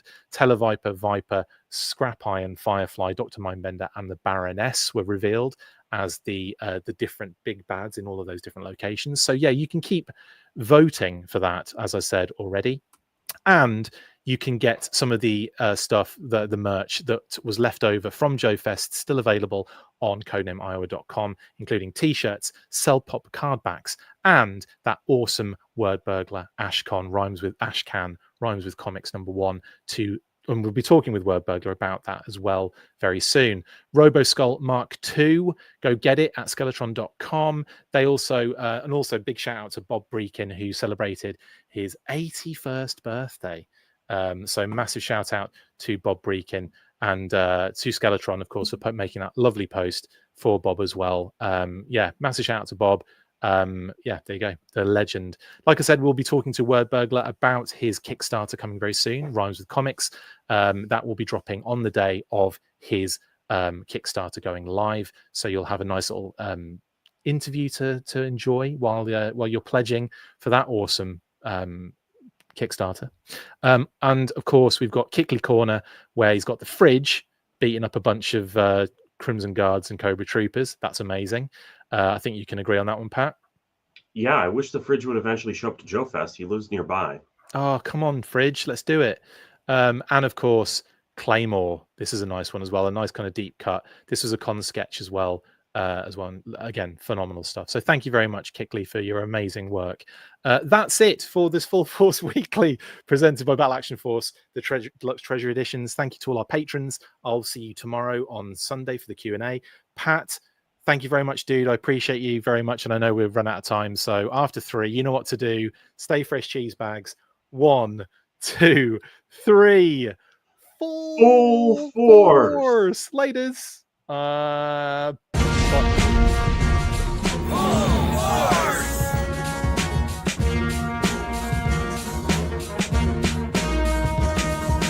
Make sure you get involved with the discussion by liking, sharing, and commenting on these videos. And as always, you can keep up with the show after listening by following on all of our social platforms, links in the description. And if you would like to contact the show, you can message us on any of those platforms with feedback or questions. We also have a Patreon page, so if you want to show your support for the show, see your name up in lights on these videos, or enjoy exclusive bonus content, then check out patreon.com/The Full Force Podcast, or click the link on any of the posts this podcast appears in.